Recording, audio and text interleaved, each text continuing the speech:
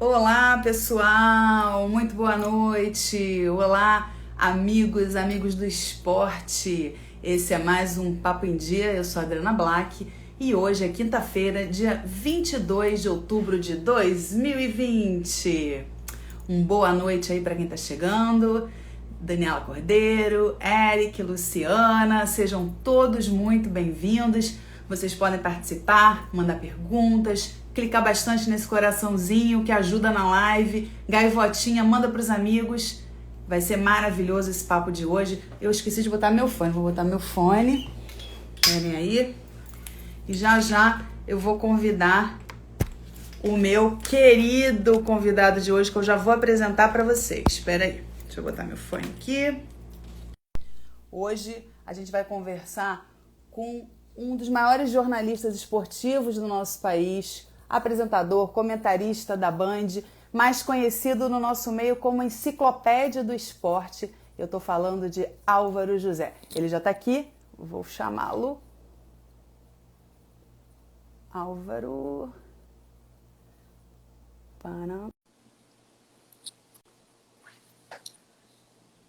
Álvaro deve estar se conectando. Olá! Olá! Tudo bem? Tudo bem, boa noite, Alvinho, tudo bom? Boa noite, tudo ótimo, tudo ótimo. Afinal de contas, vamos contar histórias, né? Mais o que eu faço aí. Com certeza. Olha, é um prazer enorme te entrevistar. Não é a primeira vez, né? Mas assim, é especial, porque eu estou retornando, fazendo essas lives, e você é uma pessoa por quem eu tenho muito carinho, me ensinou muito a te assistindo, acompanho há muitos anos, e é um colega excepcional, uma das pessoas mais humildes, Obrigado. mais gentis que tem aí na televisão. Então, é uma honra. A honra é toda minha, adoro você, você realmente é muito competente, muito inteligente, e é um prazer estar aqui, principalmente nessa época difícil, né, em que muita gente não está trabalhando. Eu tenho o privilégio de trabalhar, eu tenho o privilégio de ir à minha emissora e, lógico, todo mundo fala, não, mas tem que tomar cuidado, isso, aquilo. Eu sempre tomei cuidado. Então, não é uma coisa de hoje, eu sempre pratiquei esporte, eu sempre comi direito, sempre consumi muita fruta. Então, na realidade, eu me considero um privilegiado por poder trabalhar, por poder conversar e por poder ter uma vida produtiva. Que bom, Álvaro. Atualmente você está na Band Esportes, né? No Grupo Bandeirantes, né? Exato. Eu tô na Band até eu peguei uma semana de folga aqui no Rio de Janeiro, em função do quê? Em função de que eu trabalhei tanto nas transmissões do torneio de tênis de Roland Garros, e vários dias, pelo menos 6 dias, eu fazia Roland Garros e fazia também a NBA, até a final. A final de Roland Garros coincidiu com o 6º jogo da NBA. Então, tanto que muitos meninos mandavam mensagens para mim, mandaram mensagens direto dizendo assim, mas espera aí, como é que você aguenta fazer isso? Um outro brincou e falou, mas o olerite dele deve ter umas 3 folhas, porque ele não sai de lá, ele está toda hora lá.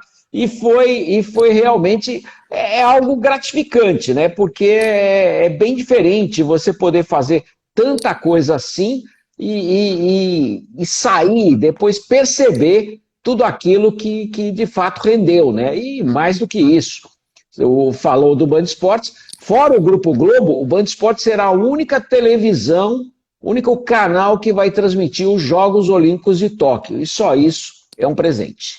Uau! Aliás, são quantos anos de carreira, Álvaro? A minha primeira credencial é do Mundial de Vôlei Juvenil de 1977. 77 é a minha primeira credencial, aquele Mundial que lançou Renan, Montanaro, Amauri, e que o Brasil foi vice-campeão mundial juvenil, né? O campeonato que foi realizado aqui, seria totalmente impossível ganhar da União Soviética. Então, o Brasil foi o mais longe que poderia ter ido com aquela geração.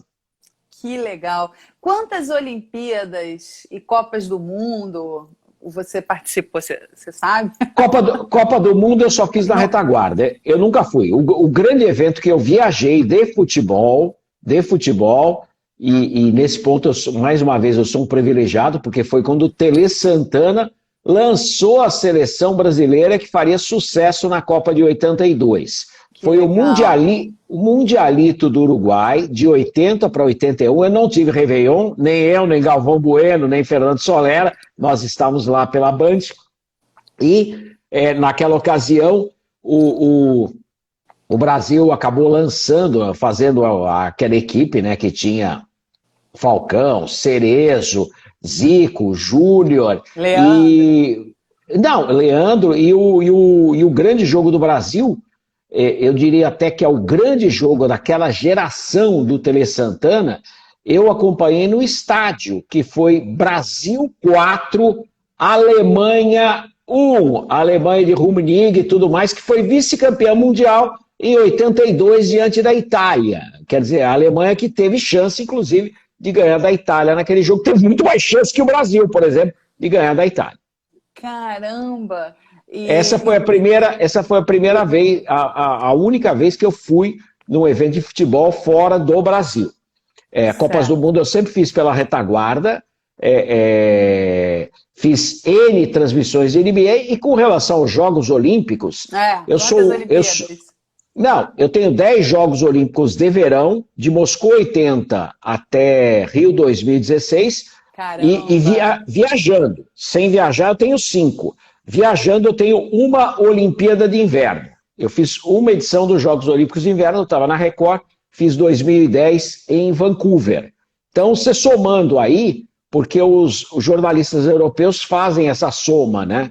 Sim. Então, tem vários europeus que são um pouco mais novos que eu, que têm 18 Jogos Olímpicos, mas eles têm Jogos Olímpicos a cada 2 anos. Então, é muito mais fácil... Realmente é muito mais fácil aí, tem uma frequência muito maior. Você deve ser o recordista, né? Você é o recordista? Não. Você pega, por exemplo, óbvio que em atividade eu sou o que mais tem, mas o Orlando Duarte, por exemplo, que está vivo, ele foi para os Jogos Olímpicos de Tóquio em 64 e trabalhou várias vezes com meu pai, e trabalhou comigo na abertura da Olimpíada de Sydney 2000. Luciano do Vale, Orlando e eu fazendo aquela abertura em Sydney 2000. Da mesma forma que eu trabalhei em abertura de Jogos Olímpicos, em 2 aberturas com o Armando Nogueira. O Luciano, o Armando e eu. E por causa da afluência histórica, de uma série de coisas com relação ao movimento olímpico internacional e tal, eu sempre fiz as aberturas dos Jogos Olímpicos desde 92, quando o Armando falou para o Luciano, o Alvinho é insubstituível para fazer isso. Os jogos que a Bandeirantes transmitiu, de 84 e 88, eu não transmiti a abertura, eu transmiti outros eventos, fiz várias medalhas de ouro, narrei o Joaquim Cruz em 84, nos Jogos Olímpicos de Los Angeles, porém, eu não fiz abertura. Todas as aberturas eu fiz de 92, que foram muito marcantes para mim, Luciano do Vale, Armando Nogueira e eu. 96, o mesmo time, inclusive entramos junto com o Pedro Bial brincando muito comigo, falando sobre o basquete, que ele é fanático por basquete, jogou bem. Super. E em 2000, em 96 foi com o Armando e o Luciano, em 2000 eu fiz com o Orlando Duarte e o Luciano. Em 2004, nós fizemos em 2 a abertura olímpica, eu e o Carlos Nascimento, então o âncora do jornalismo da Bandeirantes, lá em Atenas. Em 2008, a última participação olímpica do Luciano do Vale, o Luciano e eu sozinhos, nós fizemos a abertura de Pequim 2008, que a Bandeirantes adorou aquela abertura. Em 2012, eu estava na Record, eu fiz a abertura dos Jogos Olímpicos com o saudoso Maurício Torres e com a Ana Paula Padrão, em 2012. Em 2016, a minha amiga Ana Paula Padrão ao meu lado também e o saudoso Ricardo Boechat. Esses foram os times com os quais eu trabalhei em abertura de Jogos Olímpicos e foi um grande privilégio. Sempre aberturas muito elogiadas, pessoal gostando, porque a gente pensa em passar aquilo para o público. Eu não faço para mim, não faço para aparecer. Eu quero que o público entenda e goste, porque quanto mais gente gostar de Olimpíada, parece piada. Mas o país vai melhorar e vai olhar para os outros esportes que podem realmente ajudar muitos jovens a dizer não às drogas. E agora para Tóquio. E agora para Tóquio é a maior expectativa do mundo, né? Porque, queira ou não, eu estou num canal que vai transmitir, e é o único canal fora do Grupo Globo. Então, só isso já dá uma ideia, uma dimensão do que a gente pode esperar desse momento aí que está pintando. Nossa, e vai ser uma Olimpíada cheia de vontade, né? Depois desse ano terrível, o adiamento, né? Eu acho que vai ser, assim, uma coisa estratosférica, né? Não, e o mundo está tratando assim, né? Tóquio 2020, e eu brinco muito, eu falo Tóquio 2020 em 2021, é o tema dos meus programas, eu faço maratona no Band Esportes, falo na Band e tal. Então, Tóquio 2020 em 2021, e só para destacar, eu sempre fiz contagem regressiva até na Globo nos anos 80, então faltam 273 dias para os Jogos Olímpicos de Tóquio 2020 em 2021. E o que é marcante aí é que não só o Comitê Olímpico Internacional, mas várias potências e potências, megapotências globais, né? Elas estão tratando os Jogos Olímpicos como o momento em que o mundo vai se abraçar mais uma vez. Isso realmente... É um recomeço, né? É um recomeço, e o recomeço serão os Jogos Olímpicos. A Olimpíada foi confirmada há pouco tempo pelo Comitê Olímpico Internacional. O presidente Thomas Bach declarou que nós teremos os Jogos Olímpicos, e aí sim a gente pode realmente olhar muito bem para esse momento, porque será um momento de congraçamento e uma cerimônia de abertura que será arrepiante para todos aqueles que puderem estar no Estádio Olímpico de Tóquio ou acompanhando pela televisão. Vale lembrar que a Olimpíada será a abertura 8 da noite, horário de Tóquio, 8 da manhã, o horário do Brasil. Você já sabe tudo. Álvaro, como é que você... Eu sou rei da Ásia.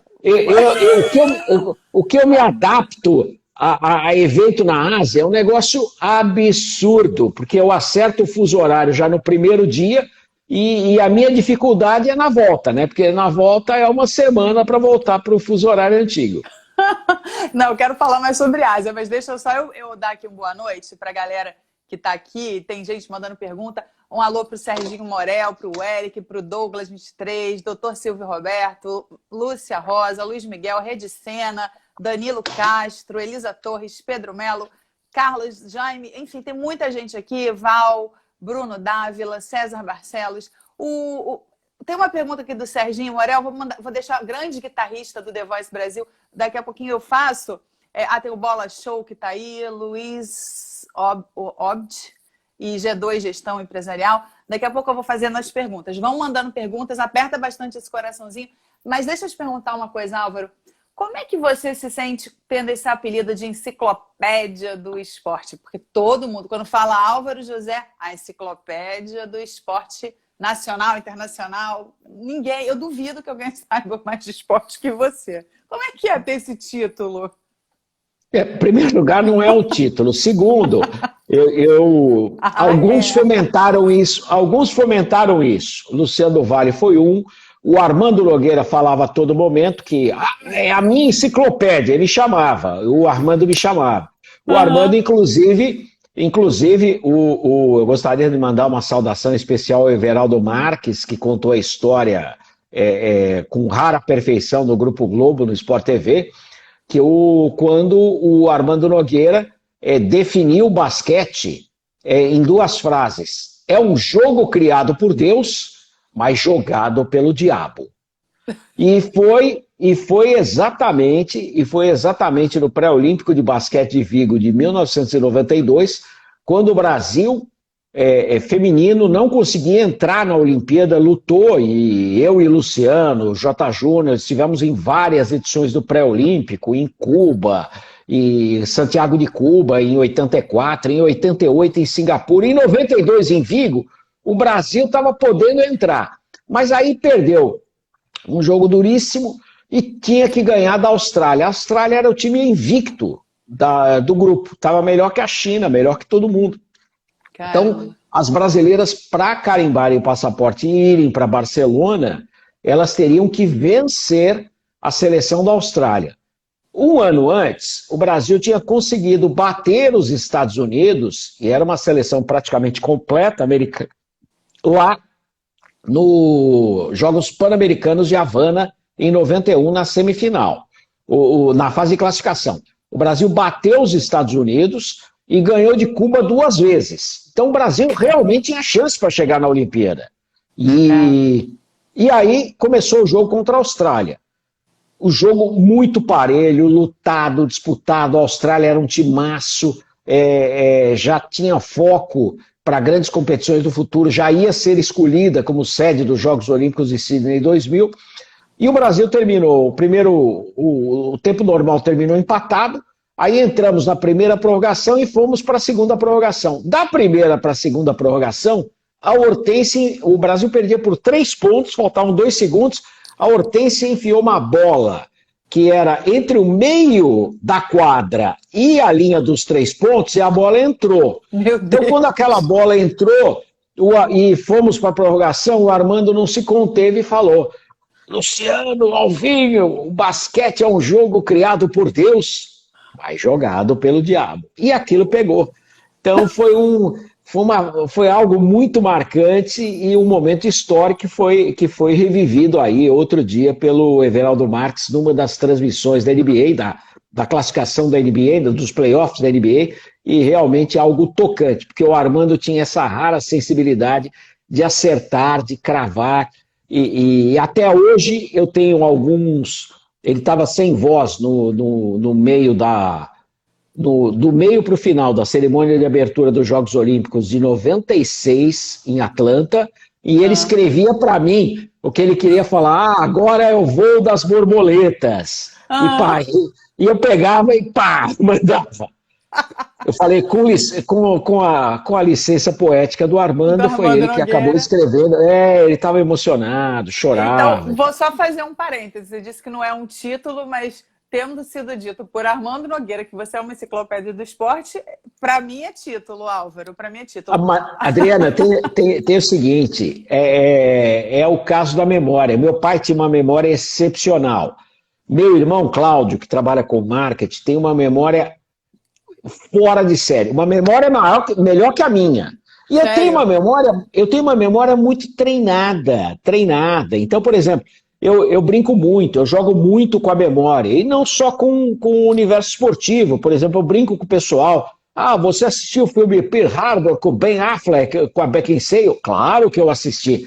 Então você lembra de tudo, que o ataque a Pearl Harbor foi às 7 horas e 5 minutos da manhã de 7 de dezembro de 1941, quando 352 aviões japoneses saíram de 6 porta-aviões, KHK, Shokaku, Zuikaku, Soryu e Ryu, e afundaram não a frota do Pacífico americana inteira, mas 3 coraçados: West Virginia, Califórnia e o Arizona, que está lá até hoje. Inclusive, queriam tirar os marinheiros que estavam a bordo do Arizona, mais de 1.060, e as famílias não permitiram, porque foi em função disso que os Estados Unidos entraram na Segunda Guerra Mundial. Então é memória. É memória, ele é pouco inteligente, gente. Uma coisa. Não, é memória. E o Armando vinha perguntar: escuta, e teve aquela prova lá, o Joaquim Cruz, em 84, ele ganhou todas as provas que ele disputou, inclusive a primeira, os 1.500, não era a quarta de final, já era uma semifinal para a decisão. Classificavam os melhores, obviamente, né, dos 1.500, eram 2 baterias. E o Joaquim ganhou a bateria dele, foi o primeiro colocado, só que aí resolveu não disputar a final, a decisão dos 1.500 metros rasos, que foi vencida pelo Sebastian Coe, que, de fato, o Joaquim tinha grande chance, mas ele já estava com o ouro na mão, medalha de ouro na mão, e realmente aí ele colocou aquilo no peito e acabou levando, né? Porque foi realmente algo marcante. Você se lembra da tua narração? Deve lembrar, né? Do Joaquim Cruz? É. Claro, os metros finais. Faz aí pra gente, É fantástico, Joaquim Cruz, bateu o recorde olímpico de Alberto Rantoreira, 1 minuto 43 segundos cravados. E ele venceu o Sebastian Coe, que então era o recordista mundial dos 800 metros rasos. Era o recordista mundial dos 800 metros rasos, recordista com 1 minuto 41 segundos 73 centésimos. Uau, Álvaro, o Vicente está dizendo aqui que vocês estão fazendo uma competição para ver quem é o pior dos melhores na sua família. Eu vou dar não, eu sou mais... Não, porra, todo mundo me chama... O único que gosta de mim é o Google, que é o cachorro da Fernanda, que fica comigo. Não tem jeito. O Álvaro é o pai orgulhoso da Fernanda Paes Leme, atriz maravilhosa.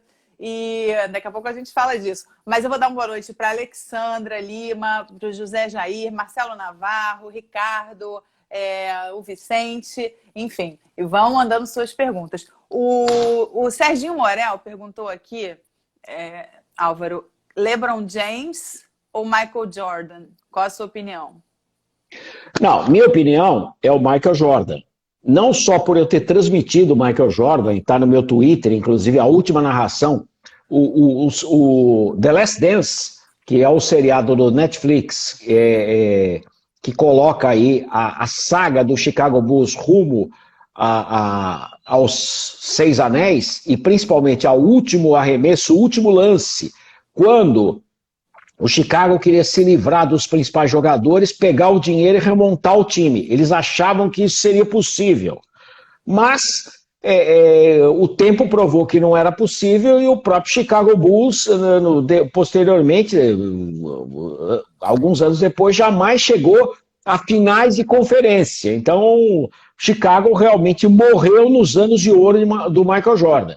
Michael Jordan, Scott Pippen, Paxson, enfim... Todos aqueles, o primeiro tricampeonato, com o Bill Cartwright, o Horace Grant e tudo mais, e o segundo tricampeonato que já tinha o croata Tony Kukoc, que era um dos melhores jogadores fora da NBA em ação no planeta Terra, né, que realmente, com relação ao arremesso, fez diferença, e o Steve Kerr, que hoje muito mais conhecido como técnico dos títulos aí do Golden State Warriors, do que propriamente por ter decidido alguns jogos pelo Chicago Bulls e jogos de finais. Isso que é o mais interessante. Né? Mas para mim o Michael Jordan foi um dos grandes atletas do século XX. É Pelé, que faz aniversário amanhã,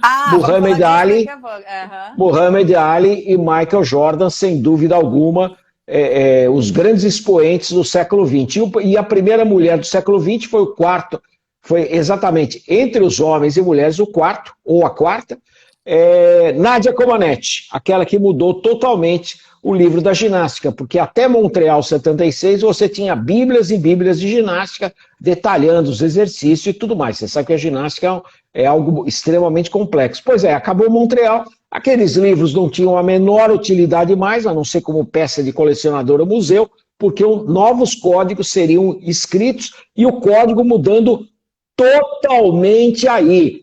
Então, você tem realmente mudanças extremamente expressivas aí em curto espaço de tempo. Isso que é muito interessante, né? Sim. Deixa eu dar uma boa noite para o Vitor Panella, Mundo e Sabor, Pitada e Sabor. O Curtis Williams, que está lá em Boston e está dizendo aqui que o Michael Jordan é um herói completo. O Renan Rodrigues também está aí, Golda. E o Renan está dizendo que também prefere o Michael e que Last Dance é incrível mesmo. É verdade. O Last Dance, inclusive, ele tem narrações... O The Last Dance tem narrações do último arremesso de muita gente. Inclusive, eu estou numa mixagem ao lado, a minha narração está numa mixagem ao lado do locutor da TV Azteca. E por que eu sei que é o locutor da TV Azteca e não é o locutor da TV espanhola?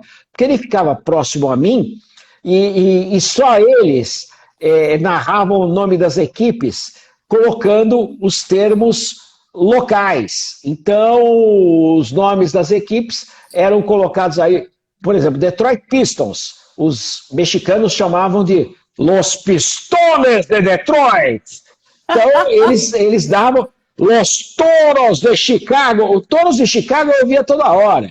Então, Caramba, que legal. então foi muito bacana eu acompanhar isso e foi um grande privilégio. Porque, queira ou não, né, não é sempre que a gente tem chance de ver tudo isso, né? E realmente esse tipo de live é que propicia você poder conversar sem aquele tempo da televisão. Sem teleprompter, né? Não, telepronto eu só tenho agora no jornalismo, que ainda falo. Você tem que seguir, porque senão você estoura. Eu estouro mesmo, porque eu acabo improvisando, né? Não tem como fazer diferente. E o divertido da história é que muita gente fala, mas você não... Como é que foi você que narrou a final do Chicago Bulls com o Utah Jazz e não o Luciano do Vale? Eu sempre dou a mesma explicação e faço questão de dar. Claro que seria o Luciano do Vale, claro que eu estaria com ele comentando, como estive em 96, como estive nos outros anos do Chicago, mas principalmente em 96, quando nós fomos para Seattle, e eu achava que o Seattle ia ter a reação que acabou tendo realmente posteriormente. Eu achava que todo mundo estava achando que seria 4-0, eu falei, não, o Seattle deve ganhar 1, 2 jogos em casa e aí fica legal. E realmente mudou bastante a série. Mas o que acontece? Em 97 e 98, 97 teve aquele torneio da França que era o tipo das Copas das Confederações. E 98 era a Copa do Mundo. 97 todo mundo fala, torneio da França, eu falei, é a coisa mais fácil do mundo, vocês vão lembrar no ato. Como assim? Você lembra daquele gol do Roberto Carlos que fez 5 curvas a bola até entrar no ângulo do goleiro Bax? Que tá no YouTube, tá em todo lugar. Ah, claro que eu lembro. Pois é. 1-1 foi o resultado do primeiro jogo do Brasil nesse torneio da França e o Luciano estava lá quando o Guga ganhou o primeiro título de Roland Garros. Ah, então foi isso. Em 98 já era a Copa do Mundo da França. O Luciano tem que ir antes, lógico, ele, além de tudo, era o chefe da equipe. Sim. E o Brasil, quando eu fui fazer o 5º jogo, foram 6 jogos, entre do The Last Dance, em 98, Chicago e Utah Jazz, quando eu fui fazer o 5º jogo, naquela ocasião, foi o mesmo dia que nós tivemos de manhã, né, pelo horário do Brasil, e à noite NBA, nós tivemos Brasil 2, Escócia 1, a estreia do Brasil na Copa do Mundo. Então, não teria como ele estar em 2 lugares ao mesmo tempo. Ah, ele podia fazer de lá. Ele pensou, mas o jogo lá era madrugada. Quer dizer, ele não poderia ficar com a Copa do Mundo, não iria dormir, seria algo muito complicado. E fuso horário é algo severo, e queira ou não daria aí. O jogo 10 da noite, você era horário de verão, você somaria mais 5 horas para o início do jogo. Então, o início do jogo seria 3 da manhã, e para alguém que teria que, de repente, estar transmitindo meio-dia, não tem condições, não dá, e tem que ter uma vida. Copa do Mundo é diferente, e por isso que eu fiz esses jogos aí, por isso que eu fui o narrador desses jogos. E tem o rapaz de Boston aí, vale falar também que nós transmitimos os jogos, as finais da NBA, mas do Brasil. Nós fizemos só as finais da NBA no local a partir de 1988, que foi o Fórum de Inglewood, não existia o Staples Center.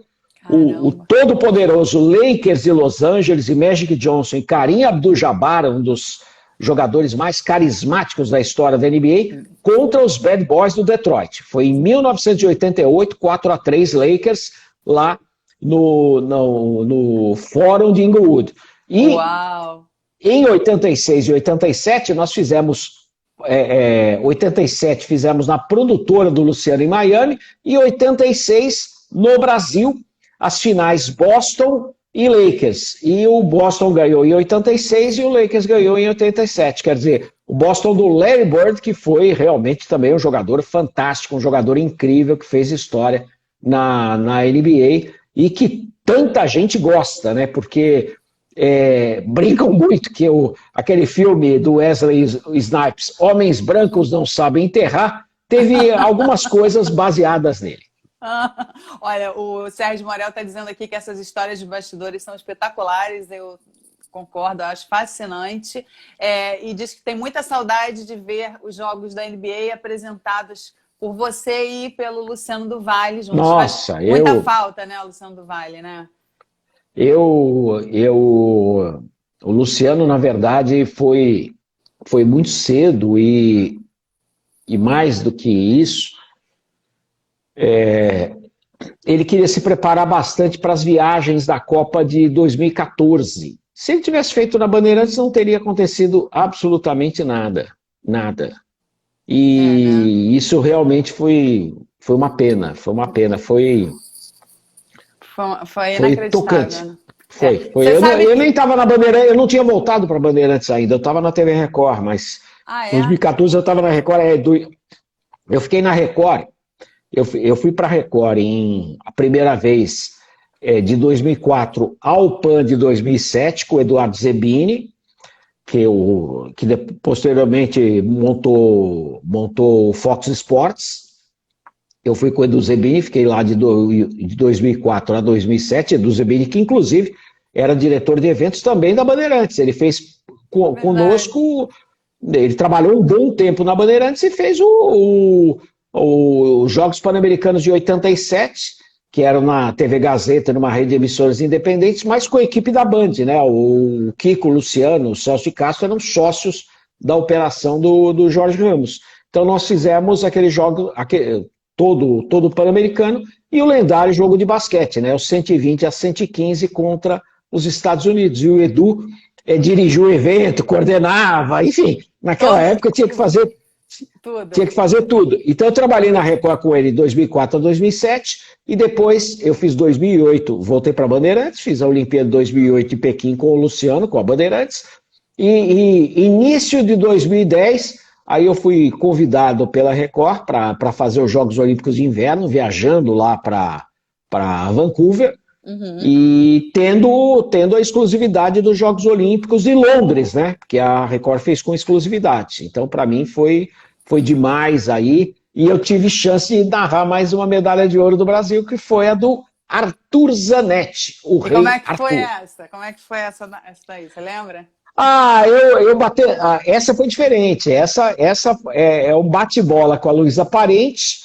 O Arthur foi o primeiro a se apresentar, e aí a gente ia vendo as notas, né? E ninguém caía, e as notas iam ficando. O chinês foi o último, não conseguiu levar a medalha, e aí eu fiz o meu escarcéu, né? Colocando que era mais uma medalha significativa. A história dos ouros do Brasil tinha começado em Antuérpia, na Bélgica, em 1920, com o Guilherme Paraense. Aí falei do Ademar, falei, o tamanho do feito do Arthur Zanetti é muito maior que o porte dele, é um feito extraordinário que ele conseguiu e tal. E, claro, isso tudo na Arena O2 em Londres, que você conhece, as margens do Tâmisa, e as lágrimas caindo, né? Porque você acaba chorando, não tem como você não chorar. E aquele dia das finais, eu entrei eu e a Luísa Parente, nós saímos do hotel da Record e nessa hora eu falo, não, é muito melhor a gente sair do hotel e ir de metrô do que ir para a emissora, voltar e tal, não vai dar certo. Então, aí nós fomos de metrô e na nossa entrada trombamos com a Nádia Comaneci entrando. Uau. E a Nádia, realmente, ela me conhecia em várias fases da carreira dela, eu tenho fotos da Nádia em várias fases. Aí ela ria, e ela ria. Era uma piada, né? E a Luísa Parente deve ter ficado maravilhada, né? Não, a Luísa conhecia a Nádia também, de curso de ginástica. Conhecia. Tiramos fotos com o marido dela também. Enfim, queira ou não, a Nádia é uma das maiores personalidades do século XX no mundo do esporte, né? Isso ninguém tira dela. Olha, deixa eu dar aí um alô para o Cássio S. Neto, Guti Ferraz, Drico Baeia, Magno Mará Monteiro, 1982 Rafael, Carol, e enfim, Léo Cairo. Tem uma pergunta aqui do Curtis, É esse que tá nos Antes eu Estados queria Unidos. falar uma coisa. Um dos seus fãs aí escreveu que, depois do o Luiz Mendes não é mais o comentarista da Palavra Fácil. Peraí, Luiz Mendes era amigo do meu pai, assim, ó. Todo respeito ao maestro Luiz Mendes. Esse sim tinha a palavra fácil. Eu sou só um contador de histórias e eu lembro das minhas histórias. Lembre-se disso, eu não estou contando a história dos outros, estou contando as minhas histórias. E aí fica tudo mais fácil, né? Com certeza. Olha, o Curtis Williams está perguntando, está dizendo que os heróis de todos os tempos dele incluem o Michael Jordan, o Pelé, o George Brett e o Tiger Woods. Ele quer saber se você concorda ou se você inclui mais alguém aí nesse hall. Não, o George, eu acho que é o George Best, né? Que era um ponto esquerdo extraordinário, um cara que ninguém tomava a bola e que tinha uma vida igual, claro que não tinha o dom da imortalidade, né? Porque a imortalidade é só com os Rolling Stones, mas ele era amigo do Ron Wood, dos Rolling Stones, e tomava também bastante, né? Então não conseguiu ter a mesma longevidade que eles, que realmente são de tirar o chapéu. Agora, eu concordo com o Tiger Woods foi extraordinário na mudança do esporte, né? E o Pelé e o Michael Jordan, Pelé fazendo aniversário amanhã, Pelé foi considerado o atleta do século não pelos brasileiros. Os brasileiros, inclusive, não consideram tanto o Pelé como o resto do mundo. Ele foi capa da Time e na Time, e a Time Sport Illustrated consideraram o Pelé o atleta do século. O Pelé parou... o século XX, o Pelé parou guerra. Só isso. Uau. Incrível. Eu quero falar... Bom, já que você tocou no assunto do Pelé, depois eu faço os comentários. Bom, amanhã o Pelé faz 80 anos e é um pouco isso que você falou. Você acha que o Brasil trata mal os seus ídolos? No geral, sim. No geral, sim. Eu posso dizer, eu não tinha idade para ver o Pelé. Eu sou santista pelezista, mas eu não tinha idade para ver o Pelé no grande time do Santos, no primeiro time do Santos, que era o ataque formado por Dorval, Mengalvo, Coutinho, Pelé e Pepe.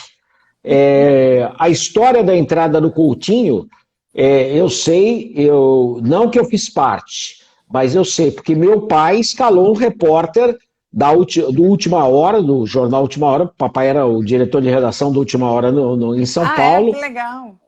Não, inclusive foi ele que ajudou a transferência do Ricardo Amaral, que era colunista de São Paulo, para o Última Hora do Rio de Janeiro, e o Ricardo veio e se tornou carioca, e incorporou a alma carioca. Papai era o contrário, ele era um carioca morando em São Paulo. E ele escalou o repórter que tinha um texto mais fluente, que era São Paulino doente. O repórter Benedito Rui Barbosa, o grande autor de novelas, e o Benedito foi cobrir o treino do Pelé, o primeiro treino, e fez vários treinos do Pelé. Num desses treinos, o São Paulo queria contratar o Pagão, que era o centroavante do Santos, fazia a grande dupla aí com o Pelé e tudo mais. E foi o dia que chegou um menino de ônibus, com 15 para 16 anos. E o time antigo do Santos, o ataque antes do Pelé, era formado pelo Del Vecchio, que foi para a Itália, se naturalizou italiano, e o Pagão. E o São Paulo pedindo a contratação do Pagão. E o Benedito passou isso para o Santos e passou para o Lula, né, que era o então treinador. Naquela ocasião, o Lula falou, vamos esperar e tal. Chegou o menino, o Coutinho trocou, botou a roupa e tal, tudo mais, 15 para 16 anos. Em 10 minutos de atividade dele com o Pelé, e o Coutinho, muita gente pergunta como é que ele jogava. Igualzinho o Romário. Com uma diferença, o Romário sempre jogou sozinho, ele não tinha um Pelé do lado dele. Então, uma pequena diferença. Não, o Coutinho jogava igual o Romário, estilo igual, não dava chutão, nada e tal, matada de bola, tirava todo mundo. E mal acabou o treino. Pagão canela de vidro, que o Vicente está dizendo. Vicente já. Mal acabou o treino, imediatamente o Lula chamou o Benedito Rui Barbosa e falou, pode ligar para o Cícero. Cícero é o Cícero Pompeu de Toledo, que deu o nome ao estádio. Caramba. Pode ligar para o Cícero e pode levar o Pagão. Pagão se transferiu para o São Paulo 3 dias depois e o Coutinho nunca mais saiu do Santos. Essa é uma história que eles contam. Eu já vi o time do Santos que eu vi, foi o time de 68. 68, eu com 11 anos vi quase todos os jogos, enchi o saco do meu pai, meu irmão ia também. E um dos jogos mais marcantes para nós, um jogo que foi realizado numa quarta-feira à noite. Era um jogo do Roberto Gomes Pedrosa, e era tal qual o Campeonato Brasileiro. Turno e retorno, não, um turno só e se qualificavam para as finais, os 4 melhores equipes que disputavam o título. Então o Santos já estava muito bem na fase de classificação e recebeu o Bahia no Pacaembu. E o Santos, inclusive, não mandava jogos na Vila Belmiro. No Brasileiro, quase todos os jogos do Santos eram Pacaembu ou Morumbi. As decisões do Mundial Interclubes foram no Maracanã. Então o Santos mandava, inclusive, jogo de Libertadores no Maracanã. Tão grande que era o time do Santos. E aí, o Santos começou jogando com muita facilidade com o Bahia. O Santos uma vez tinha perdido uma Copa do Brasil para o Bahia. Bom, o fato é que o jogo acabou com Santos 9, Bahia 2. Quem tiver dúvida com relação ao jogo, vai aí na Wikipedia, vai atrás, que acaba descobrindo tudo. E o mais curioso é que o Pelé fez nesse jogo aí, fez 3 gols, Toninho Guerreiro fez 4, foi um jogo espetacular para quem era santista. E aí, claro que eu saí deslumbrado, né? E o Santos aí no turno final ganhou por 2-1 do Inter de Porto Alegre em Porto Alegre, 3-0 do Palmeiras, que era a academia, o Palmeiras completo, em São Paulo, Uau. E 2-1 do Vasco da Gama no Maracanã. E contra o Palmeiras, 3-0, o primeiro gol foi marcado pelo pai do repórter Abel Neto. O Abel, ponta esquerda do Santos, ele que acabou fazendo o primeiro gol, um tapa, e o Abel jogava atrás, jogava recuado, né? O Santos que tinha muitas variações com relação à forma de jogar. Jogava 4-2-4, 4-3-3 e 4-4-2, com o Abel recuando, o Pelé recuando, ficando na frente o Edu na ponta direita, mesmo sendo canhoto, e o Toninho Guerreiro no meio. E Toninho, depois, em 69, ele ficou no Santos nesses anos, né? 67, 68, 69, ele foi campeão pelo Santos. Em 70 ele foi para o São Paulo, foi campeão pelo São Paulo 70 e 71. Ele é o único jogador que foi pentacampeão paulista e sempre artilheiro do campeonato. Uau! Quantos gigas tem nesse HD aí, hein, Álvaro? Nossa, mãe! Mas é muito detalhe, você lembra de tudo. Eu não lembrei do ataque a Pearl Harbor, eu lembro mais do que o... Lembra de tudo. Oi, desculpa, tá me ouvindo? Tô ouvindo bem, não, por exemplo... Eu achei que eu tinha dado um tapa aqui no fone, hein? Não, muita gente faz pergunta de história, daí eu começo a brincar, eu falo assim, você lembra tudo. Pearl Harbor eu já falei, mas como é que começou a Segunda Guerra Mundial? Às 4h30 da manhã de 1º de setembro de 1939, quando 52 divisões alemãs romperam a fronteira com a Polônia e comandadas por von Bock e von Rudestedt, e o comandante dos tanques era Heinz Guderian. Tô chocada. A Guti tá falando que a da Mauro Image também foi épica, e o Vicente pergunta que medalha fez você vibrar mais, assim, né, na vitória. Olha, tantas, hoje o time Brasil colocou, o Brasil tem 2 recordistas olímpicos. Recordista olímpico é só da Olimpíada, o recorde dele só pode ser quebrado em Jogos Olímpicos, não é recorde mundial. Então o Brasil tem 2 recordistas olímpicos. E o que tem em comum com eles? César Cielo, com 21 segundos 30 centésimos em 2008, lá em Pequim. E o Thiago Braz, que eu botei até hoje no Twitter, não resisti, dei a retweetada, o Thiago Braz, no Rio 2016. O que eles têm em comum? A narração do Álvaro José. É a única coisa em comum que eles têm. Então,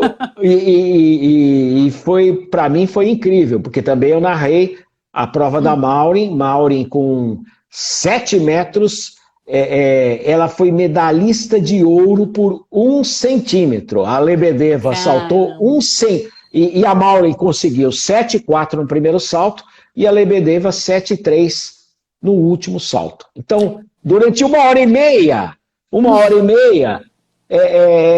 todo mundo ficou alucinado, todo mundo ficou louco, não sabendo a definição. Mas essas medalhas, Thiago Braz, César Cielo, a Mauri Maggi foi muito tocante para mim, e o Joaquim Cruz em 84, e duas do judô. E eles são muito amigos meus, tanto o Aurélio Miguel em 92, como o Aurélio Miguel em 88 em Seul, como o Rogério Sampaio em 92. Rogério Sampaio hoje CEO do COB, né, do Comitê Olímpico do Brasil. O presidente Paulo Vanderlei foi reeleito para mais um mandato, e o Rogério é o CEO, né, o diretor executivo do COB, será até Paris 2024. Uau! Olha, o Renan Rodrigues, super cantor e compositor, está aqui dizendo que quem quiser pesquisar esporte não precisa mais ir no Google, é só dar um play nessa entrevista. Para com isso. Assim o Google está aqui. O Google está aqui. Não, o Google está aqui. Google, vem cá. Google. Vem cá. Esse que é o Google, ó. Vem cá. O Google tem 25 mil seguidores no Instagram. Vem cá, filho. Mais que você não é possível. Pô, bem mais que eu. Cadê? Vamos conhecer. Calma. Oi, Google. Não acredito. Muito bom, Álvaro. Prazer, muito prazer. Ele entrava direto... Opa, derrubou aqui, filho? Ele entrava direto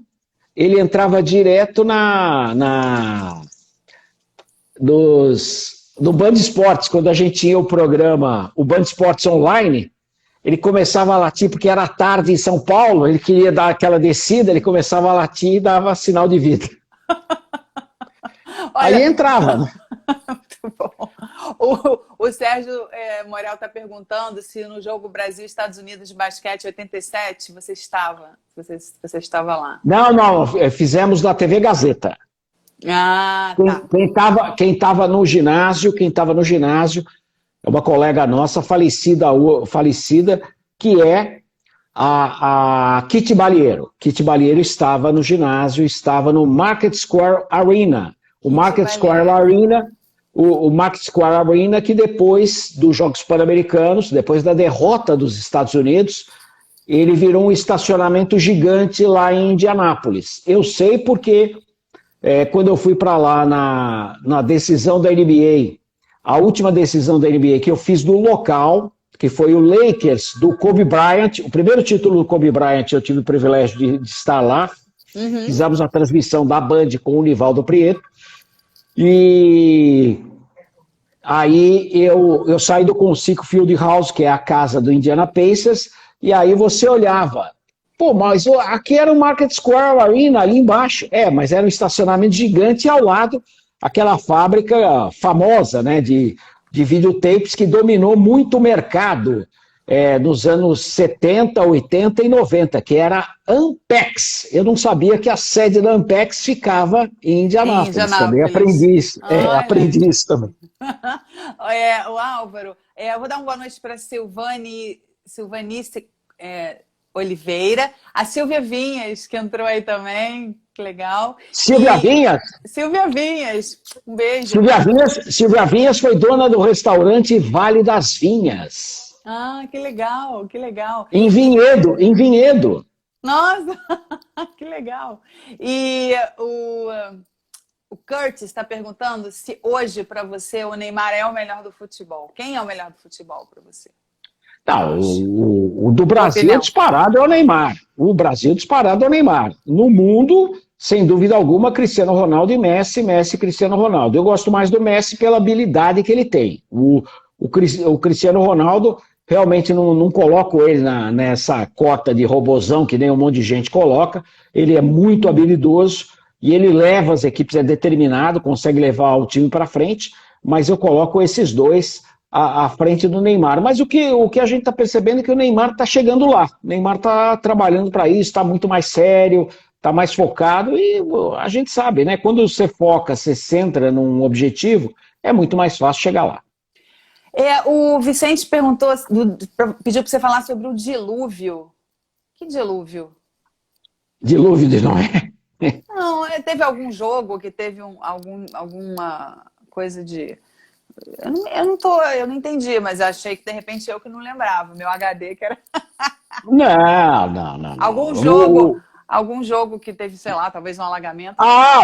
Meu pai nos levou para vários jogos que caiu um pé d'água e meu pai não ia de carro, aí eu e meu irmão, um olhava para a cara do outro falando assim, pô, mas como é que a gente vai voltar?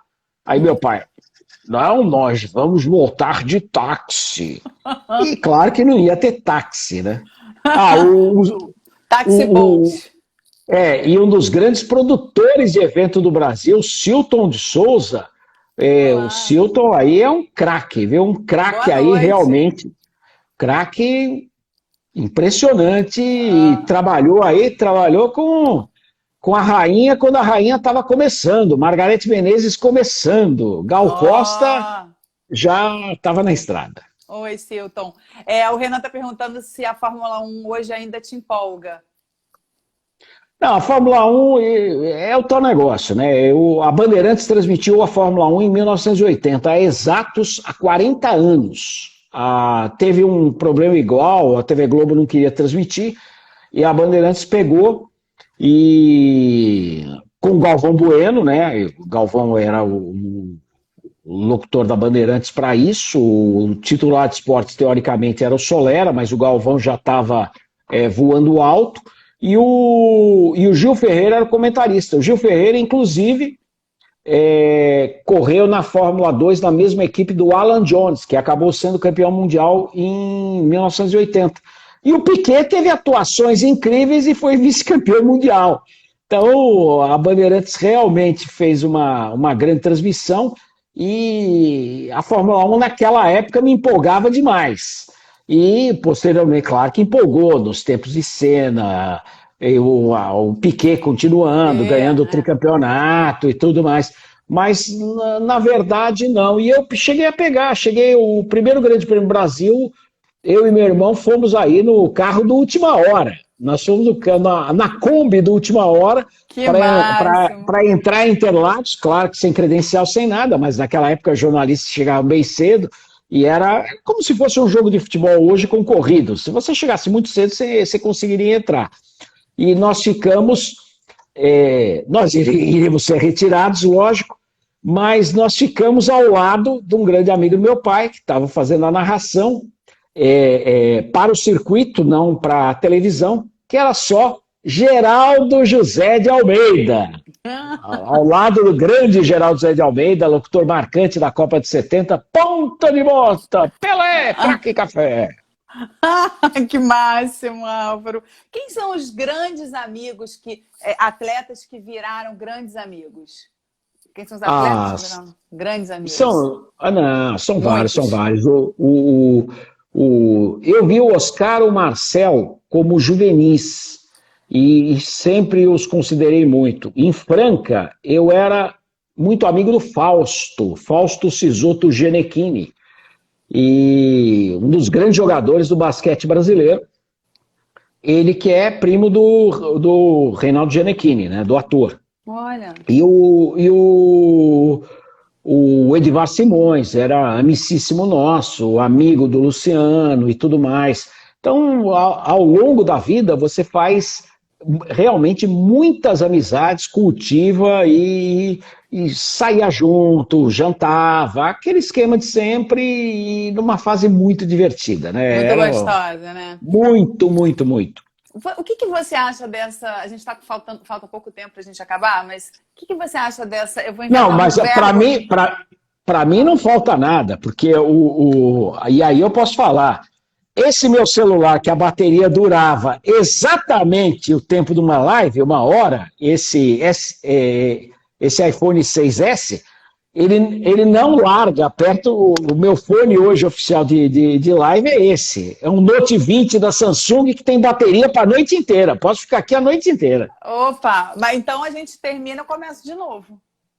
Ah, para com isso. O Google quer descer. Cadê o penteiro O aqui? Google quer descer. Olha, não, eu ia te perguntar o que você acha dessa. Eu vou inventar aqui um verbo, celebritização. Estou inventando aqui uma palavra, dos atletas. Isso não tinha, né, há muitos anos. Não, E eu não. acho que hoje atrapalha um pouco, não atrapalha? Toda hora você vê um jogador envolvido num escândalo sexual, num escândalo policial, mulher, não sei o quê, droga.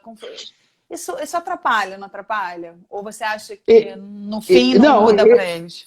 não, o que eu acho é o seguinte: o jogador celebridade, ele não é algo que surgiu no Brasil, ele surgiu na Europa. Verdade. Os altos salários europeus acabaram fazendo a diferença para muita gente.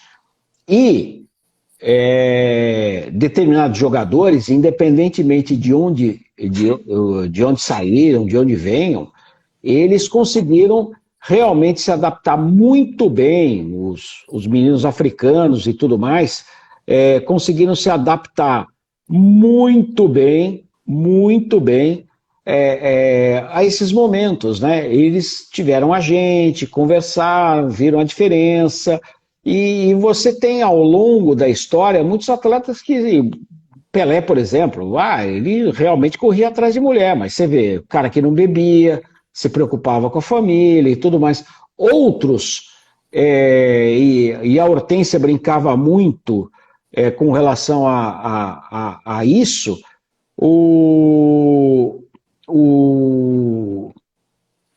tem jogadores, por exemplo, que tem a mulher que acompanhou eles no momento difícil e quando eles atingem a glória, nem atingiram o salário que vão atingir lá fora, mas eles realmente dão aquela zerada, não, é outra mulher, outro apartamento, outra vida, e não é assim, a vida não é assim, né? E não é o dinheiro, a alma não aceita desaforo, não é o dinheiro, a alma.